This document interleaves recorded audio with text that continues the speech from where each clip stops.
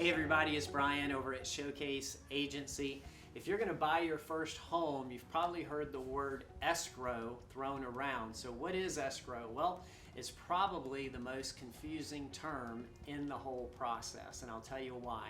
It has multiple meanings. So I'm going to walk through three of those, and hopefully it'll kind of clear the air and lift some of the confusion.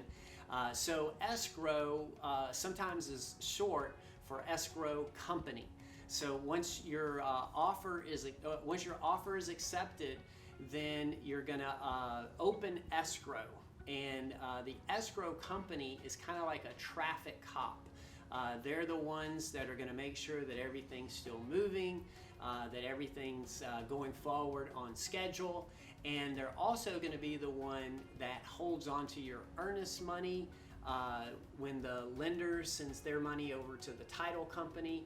The escrow company is going to communicate with the title company about the loan and about the recording of your documents. So escrow sometimes just refers to the escrow company. Now, a second way that escrow is used is to refer to the escrow process. So like I mentioned a second ago, once your offer is accepted, the listing agent will reach out to the escrow company and say, hey, we're opening escrow. Well, what does that mean? That means that the escrow company has officially said, all right, we got a buyer, we got a seller for this property, and then you put your money into, your earnest money into escrow, and you're in that escrow process. So you open escrow and you close escrow.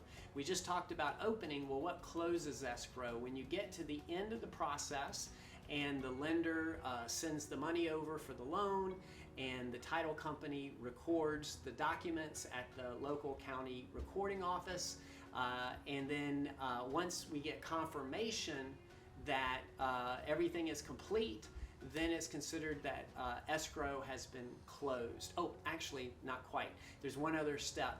So once there's confirmation of recording, then the escrow company is going to do like a final audit. There might be a little bit of money that comes back to you. They'll send you whatever that money is in a check. They'll send you a revised settlement statement, and then at that point, escrow is closed. So that's the second way it could be used. A third way that it's used is when it refers to escrow, sometimes is referred to as impounds. That's related to the property taxes and the homeowner's insurance. So if your property taxes and homeowner's insurance are included in your monthly payment, then what it's called is that your property taxes and insurance are escrowed, sometimes referred to as impounded. If your property taxes and homeowner's insurance are not escrowed, then what that means is they're not in your monthly payment, and then you're responsible to pay them when they come due. So your taxes come due a couple times a year, and then your homeowner's insurance comes due once a year. So hope you found this helpful. We just put out a brand new guide on first-time home buying, and if you'd like a copy, I think you'd find it super helpful, and you can get a copy at showcasefreeguide.com.